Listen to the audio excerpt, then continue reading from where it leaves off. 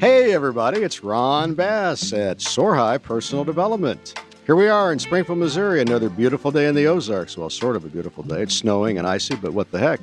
Anyway, we're here. We've got a special guest today, Mike Rose, our martial artist extraordinaire. We've got Davin Hunley, he's our producer today. Dr. Charles Deberry and Brent Atterberry, our marketing guru. So today, Charlie says we're going to talk about passion. First of all, I'm glad to have Mike join us today, and the fact that you're also a martial artist person. I'm going to have to start changing the way I act around here to keep from getting in trouble.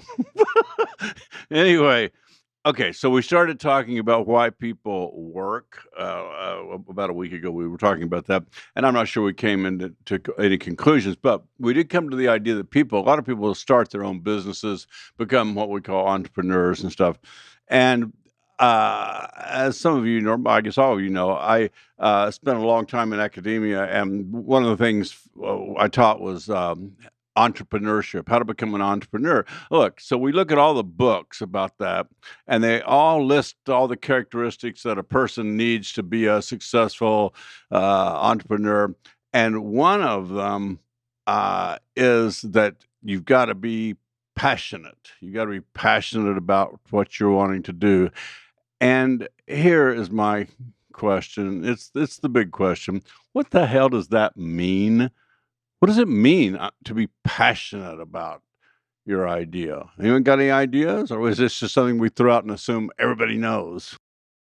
In my opinion, like, to be passionate about something would be, you're waking up with purpose. You have good reasoning why you'd wake up for this, and not with no hesitation, that you wouldn't have any second guesses. You go straight to the point, and I think that's a main key if you're ever doing anything, like finding that passion. Because if you don't have it, like, backing behind you, like spiritually, your sole purpose, you're not going to get the results you're looking for, especially if you're like kind of just dabbling in it. And if we're talking about strictly passion, but that's for me how I feel like. Can you be successful without passion, Mike? No, I don't think you think could. That's a key ingredient. I think it's very important because people want to feel that conviction and that realness.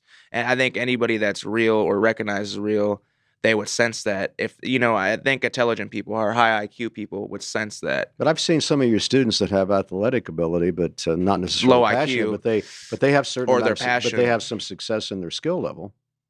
I think you see do or you saying it, like if you anything that you do, like your niche, right? Anything you do, you see it and you're like, I can replicate that, and you believe that you can, but there has to be that passion, which makes it different. It's the person who's, I think for me in general would be, I don't know, I think passion has to come first. So as a coach, you can see some things maybe that as a student, me as a student cannot see, and then in that student. I think at your level, it's really hard to say. At your level, you can almost see. The thing is, you're not as foggy as most people. I could literally sit in your room and we could have a discussion about, like I say, martial arts, right? We could have a discussion about this. By the way, Mike owns his own gym, Soar Jiu-Jitsu, and he's the coach there, of course. Yes, thank you. But it's a good topic, talking about passion. But if I sat you in the same room and, like, say, like if I brought Brent or Deberry in, you know what I mean, and we would talk. Dr. Deberry. Dr. Deberry, yeah. I'm sorry.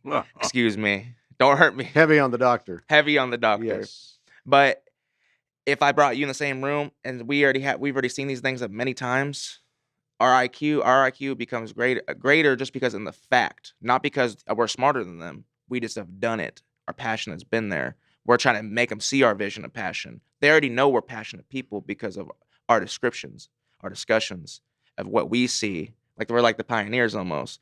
But our thoughts and our minds are not as foggy. Can we teach people passion? No, I don't think you could. Okay, I don't think it could. I understand. I think. Go ahead. But here's the deal. You say, well, you need to be passionate, and if you're passionate, you're certainly. Let me comment. Ron said, well, some athletes can be pretty skilled and they're not passionate, but we may find that people who are passionate reach a whole new level of achievement and Mhm. accomplishment. The difference between someone who's just good and somebody who's great. Yeah. Charlie, how do you develop passion? How can we help people out there to understand what that is, and how can they get there? Well, I think it's a real Or issue. can they get there on I'm their not own? sure they can, because I'm going to be a wet blanket here for a minute, and that is that That's a good term. for That's a good term. I use that term in jiu-jitsu. Okay. Go ahead. Man, visually that just for doesn't look right. hundreds of It's a good term. I use that in jiu-jitsu. I say it about that. Sorry, I didn't mean to cut you No, off. it's all right. For hundreds of millions of people, and I was talking to my 23-year-old daughter about this the other day. For hundreds of millions of people, follow your passion is the most meaningless phrase they know of. Follow your passion bounces off them and has nothing. They just go, I don't know what that means. And it seems that that's maybe a cool idea if you can afford it. And that's my next idea is I can be passionate about all kinds of things. I can be passionate. You know what? I have a passion. I would like to own maybe a large number of Clydesdales or other draft horses, riding horses, and have a ranch that goes with it, of course. And I would like to teach riding lessons to perhaps children or who have challenges and so forth. I have great passions. I don't have the dime to do it. But I would say desires and passion. That's something you have to weigh in. You know what I mean? That's a good distinction. You know what I mean? Like what you were just speaking about. I was like, you have to fall in the line of desire. Desire is pretty great.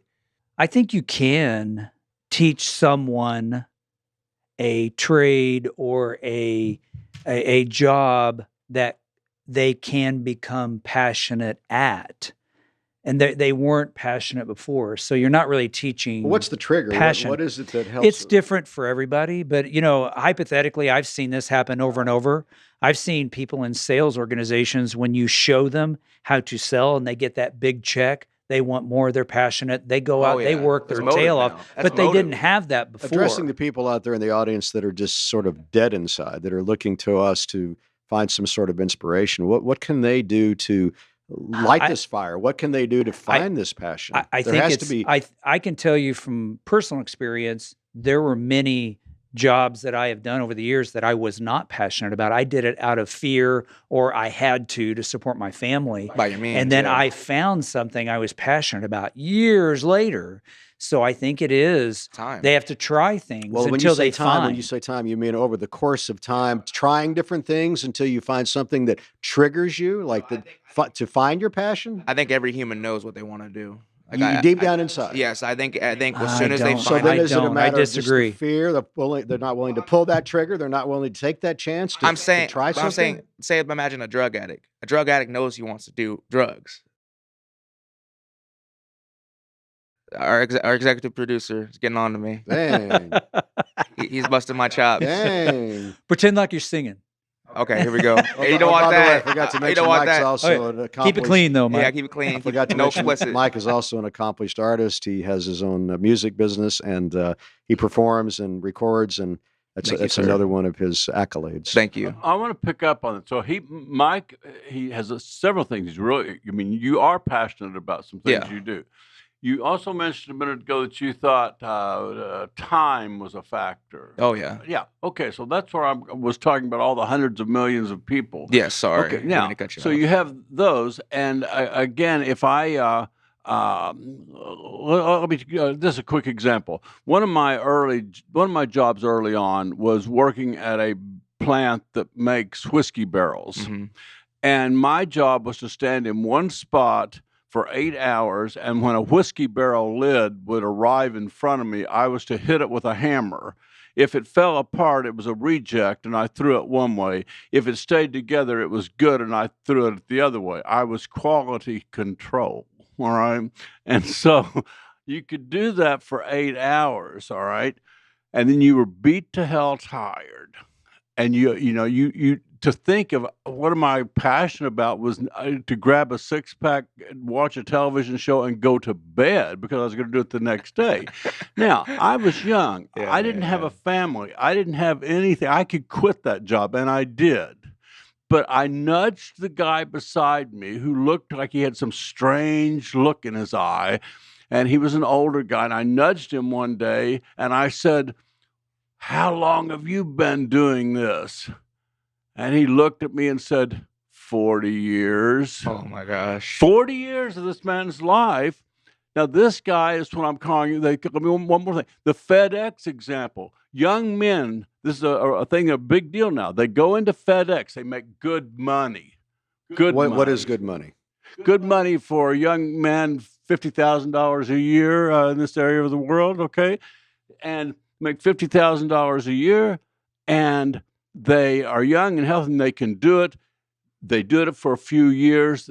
Then they realize they probably can't do it forever, but they can't find anything. They're budgeted for it. They've got families for it. They've got everything else, but they're stuck. That was a topic about Brent, about what I consider motive. You'd have to do it for motive. So yeah, and we've got so we've got 3 or 4 things going here: motive versus desire versus, and then versus passion. Mhm. That's So- very, But they're all related. Yes. They are related. So, They are. Charlie, back to the whiskey story. If they would have Sorry. given you whiskey at the end of the shift, would that have motivated you? Yeah. Yes. For him, he'd be like, yeah. don't He's all know. over the place. You know, Brent and I talked off mic one day, but just about how if you try a whole lot of things, and I think Ron and I talked about this too. The more things you try when you're young, the more likely you are to find something that that's What's really the old I saying? agree. If you throw enough mud against the wall. something It's will gonna stick. And I Thank you. agree.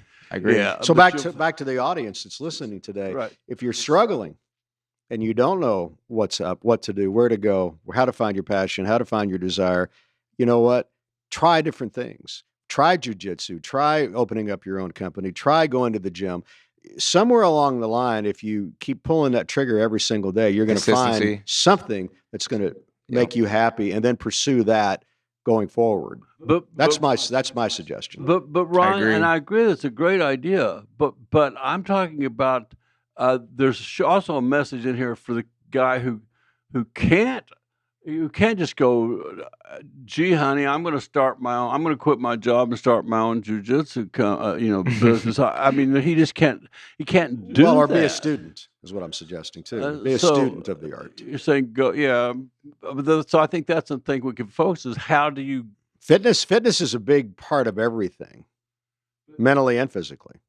Yeah, I'm trying to reach that person who doesn't have the luxury of time or resources. Well, I think everybody has time. They just don't know how to manage it. That's a whole nother topic. That's a whole nother day. We could That's a go whole nother 15 seminar, more minutes right. about this But subject. everybody's I like got this the time. subject. It's just the reality is people Yeah. make excuses. You know why? Because they're afraid of losing. They're Yeah. afraid their ego won't let Failure. them try because you know what? They feel like if I lose, I'm going to be embarrassed. I'm going to embarrass myself. I'm a failure. I'm a loser. I get all that. And that's a whole nother topic on another day, on Oh, another yeah. seminar as well. But Oh yeah. trying Well, to touch I- on all these different things today, I think is important. I think may rethink some of this stuff in terms of the way we've divided some different issues that came into play here, and maybe pursue this some more next time. A part if- 2 of passion. Yeah. I think Okay, that's a good idea. so not to close it out yet, but we're getting really short on time.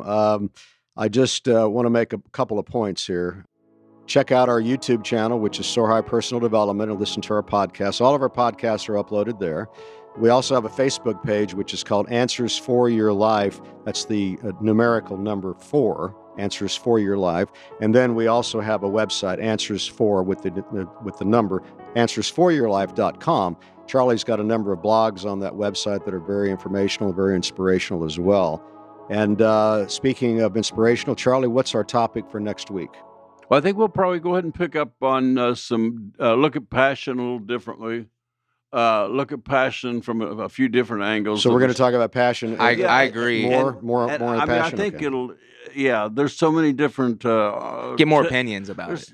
there's so many different tentacles to that we'll probably do that, and then we may get into risk-taking behavior and stuff. But All right. Mike's got something to say. I want to before say we- thank you, before we gentlemen, leave. for having me today. And been a Dr. pleasure. Berry, good questions. And hopefully one of these days we'll go back to the topic. But what his idea, having other opinions about passion is a very good idea. Thank you, Dr. Berry. Thank you, Brent. And thank you, Ron Bass, for having me. Yes, And sir. You can close it out. All right, guys, for Soar High Personal Development, have a great day. Personal development.